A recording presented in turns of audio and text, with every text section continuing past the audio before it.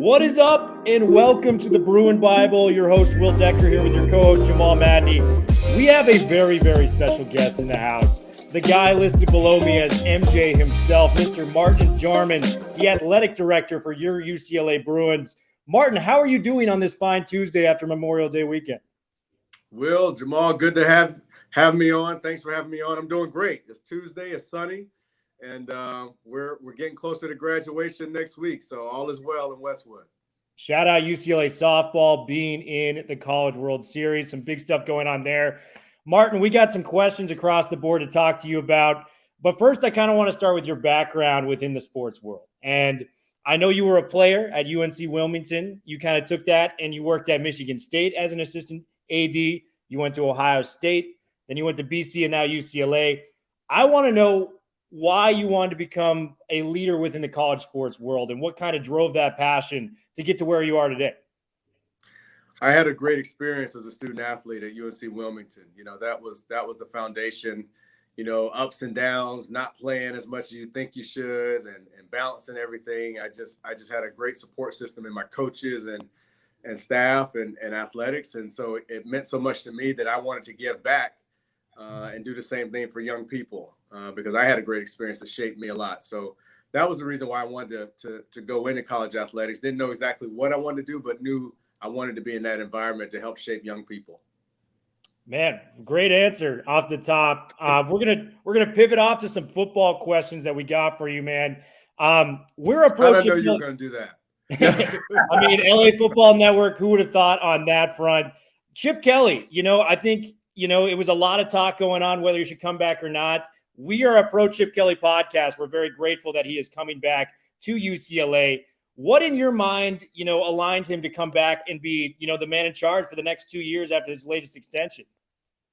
Well, first of all, it's a 4-year extension, so he's going to be a lot longer than 2 years. And the other, there was never a question to me about maybe that was talk that I'm not familiar with, but for me, Chip has done a tremendous job with growing and building the program.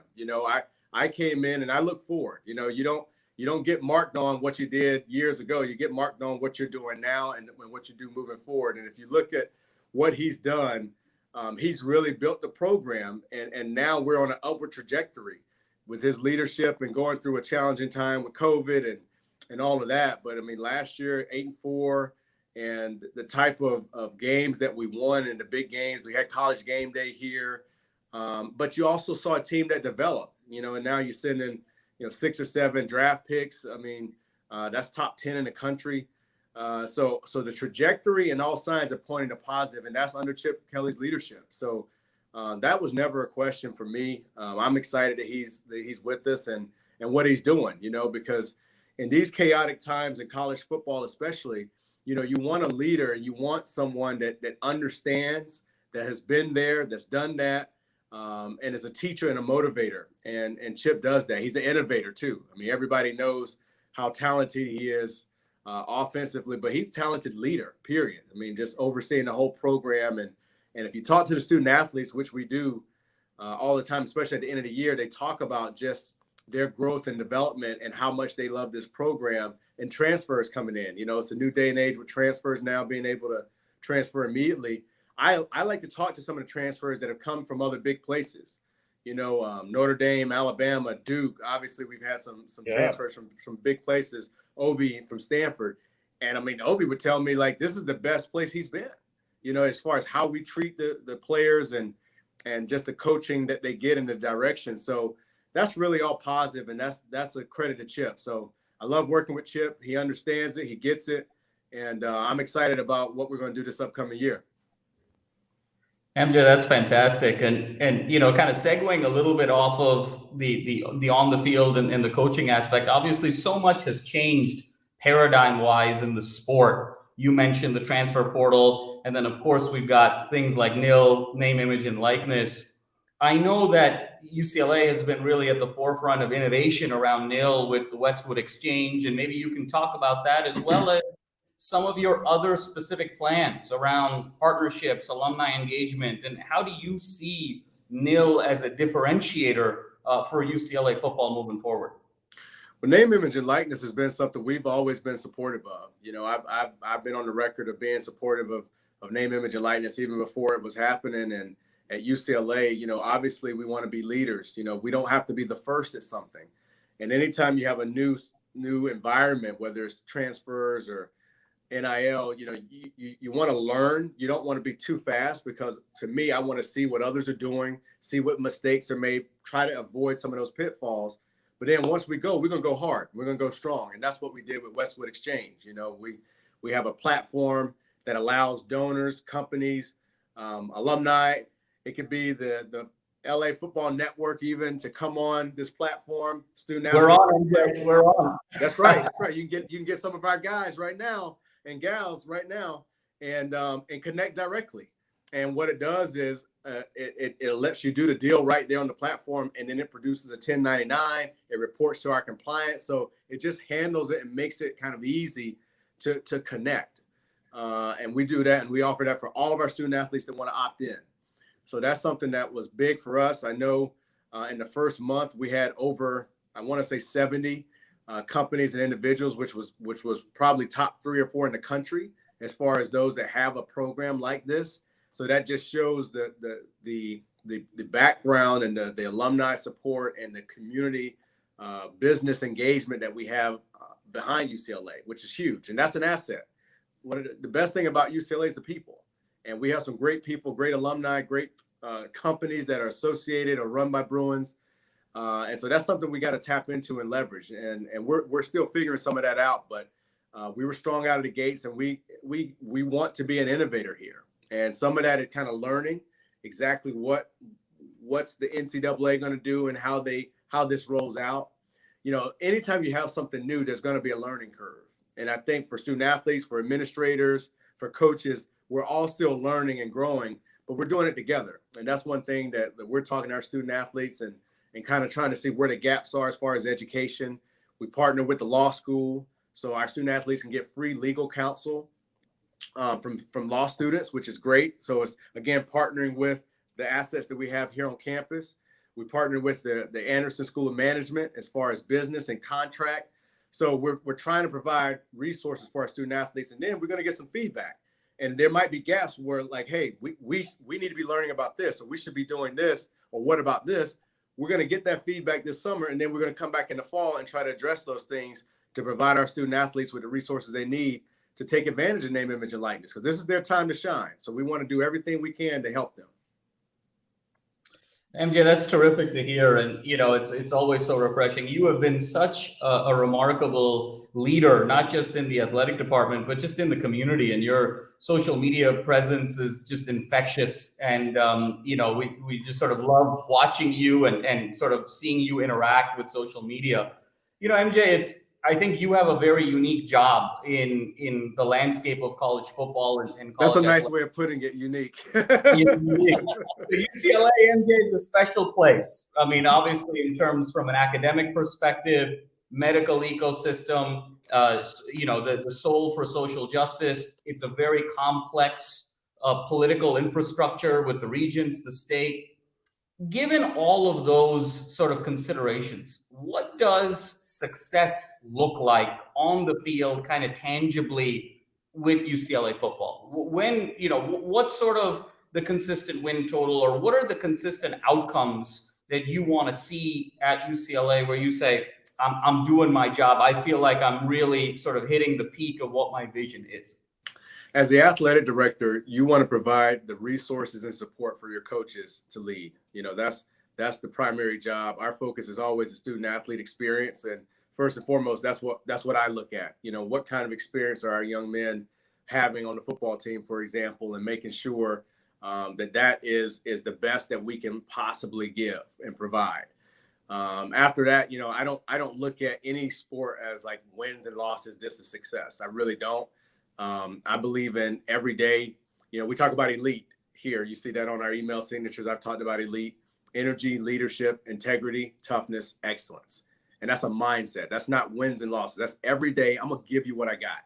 And that's having an elite mindset. And that's kind of what I measure. That's what I look at. So I don't have a certain number, Jamal, that you try to say, hey, you know, at the beginning of the year or anything. I just want us to get better, and I want us to provide our student athletes a great experience, and I want to win. They want to win. They come to UCLA to win. So we want to win just as much as anybody. We're going to do it the right way. We're going to play hard and let the chips fall where they may. But I look at the overall experience for the student athlete as far as how I gauge success, because I don't care how many games you win, wins and losses come and go. But that experience of while they're here in Westwood, and what was that like, and how did that mold them and shape them, and what kind of person are they when they leave here? That's the most important thing. That's the thing that I don't lose sleep over, that is what we provide them and the experience that we give our students. I love it, man. And, one big change that the athletic department did make in this past 18 months is we pivoted to the Jordan brand. And that is such a very cool looking brand. I know you're a basketball player, Martin. I was wearing the Jordan shoes growing up just because I love them. I still have my ones in my closet to this day. Woo! How did this MJ get connected to that MJ down in North Carolina? Because you guys are both North Carolina boys as well. Well, what's funny is MJ was like the last piece of agreeing to become Jordan brand school. So they all go through him. And so when we were kind of in the final stages, and for us, it was really important to be a Jordan brand school, because that was going to differentiate us. And that's what the kids love. That's what our young people, Jordan is hot. That's fire, right? That's whatever, drip, whatever you want to say, right? And so that was important to us. And as we were going back and forth with Nike, it got to a point where it's like, okay, we got to ask MJ and see how he is. And then it was like, I think he was on the golf course for a week or something. And it was just like, it was like waiting to hear back if he was good with it or not. And that was like music to my ears when Nike let me know that Michael was good with UCLA and wanted to partner with us. It was like, game on, man. Like, let's go, so that was exciting. But he has to be on board. But if he ain't on board, it ain't happening. So I'm just glad that he was on board. I got to ask, do you still get starstruck talking to like Michael Jordan? Because I know you're an athletic director, you're making communications with everyone around. MJ, to me, like, that is my like sports idol right there. So I didn't get to talk to him. I've never talked to him. So let me be clear. I was working through Nike, talking to him, vice versa. Like that, I never got to talk to him. But I tell you, UCLA, we've got so many legends that you do.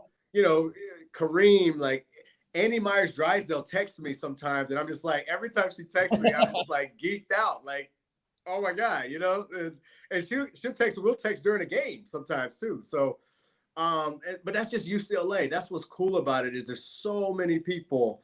Russ, Kevin Love, like, I don't want to forget anybody. So, but you know what I mean. Like, there's so many. Eric Hendricks, like, there's so many people that that I've communicated with or talked to that you're just like, whoa, Kareem, whoa, it's like, so it's cool. It's cool. That's a UCLA thing that's really distinctive about UCLA.